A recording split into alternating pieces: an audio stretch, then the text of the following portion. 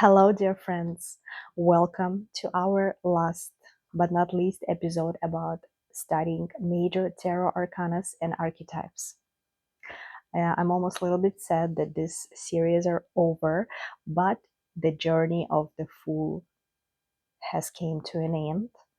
But the end is a new beginning. And today, our final episode and the main hero of the whole story will be the archetype magician and first tarot arcana. It seems like in every movie, in every book, in every um, grandeur piece of artwork, literature, there was always that hero, a wise man. It seems like he always knew, he had answers to nearly all the questions. He is a problem solver. He is capable of everything, and nothing is impossible for the magician. Comes to mind such figures as Dumbledore from Harry Potter or Gandalf from Lord of the Rings. When I think about magician, first image that comes to mind is like an older man, maybe with a long beard, with a cloaked, hooded clothes, or stuff that he is carrying that is actually a weapon and can turn and manifest things into the physical out of the thin air. Or somebody who can just conjure the tricks and make the crowd awe and think, oh, how did you do that? How did you know? How this, how that? So many questions. But how indeed? How do they do it? How do magicians do what they do? Magicians also go to school. They also spend a lot of time studying, learning, reading, and practicing, which is the most important part of it. Practice, practice, practice. When the Fool started its journey, Arcana 0, Order 22, he was a boy, a fella who knew nothing about life, but he had the audacity. He didn't care about the dangers that awaits him. He had no idea what he's getting himself into. But when you step outside the door and you don't know what's going to await you, where the journey is going to take you, and that audacity of the young boy, inexperienced, brought him through the trials and tribulations and troubles and a lot of challenges, brought him where he is today, made him who he is today. And it's the archetype of all previously mentioned above. Magician can figure it out all. Let's start with the basics. We're gonna dive into the glyphs on the card and see up closer what we have right here.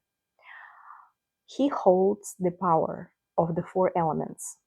The four elements are the fundamental principle that explain how tarot cards deck work, how minor arcana works.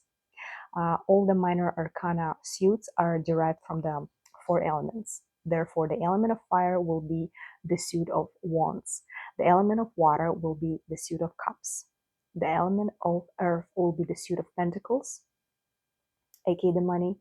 And the element of air will be the suit of swords. All those elements are connected between each other, but each and one of them carries out a particular principle that differs. Principality differs from each other like day and night. It's not the same thing. Yet, the magician is the one who is capable of holding the cross of elements. He doesn't prefer water over fire or air over earth or any one of them. He likes all of them. He became friends with all of them.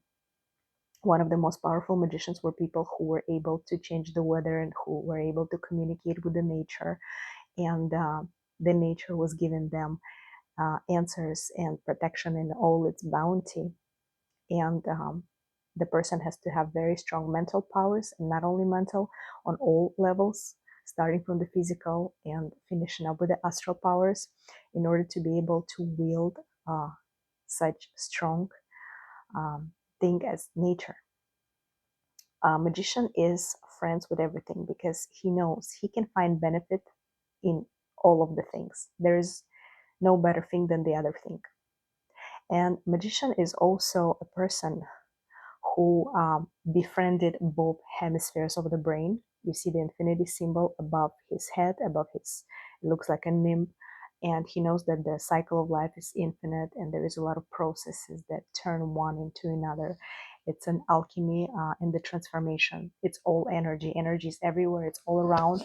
And from physics, we know that it doesn't disappear anywhere. It just transforms from one state onto another. Magician is also an alchemist.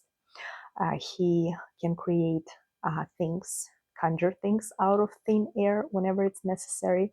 And even if it doesn't happen really physically, there is not much evidence. Not too many people can say that I saw this guy conjured something out of thin air, unless we talk about some advanced yogis in India. A lot of reference to it is in the book Autobiography of a Yogi by Paramahansa Yogananda. And this does happen and it's real. But it's not that common. Magician can conjure things out of thin air by applying mental powers and mental force. Mental force and power all built on the principle of concentration and focus. The third eye that everybody has, and it's developed on a different scale upon practice. Of course, the development of it grows, just like any skill in life. Like nobody drives car right away, right? When you start learning how to drive, there are certain rules you have to learn. There is certain practice you have to apply in order to be able to feel the vehicle that you're driving. Same with magic and same with all these interesting esoteric powers. It also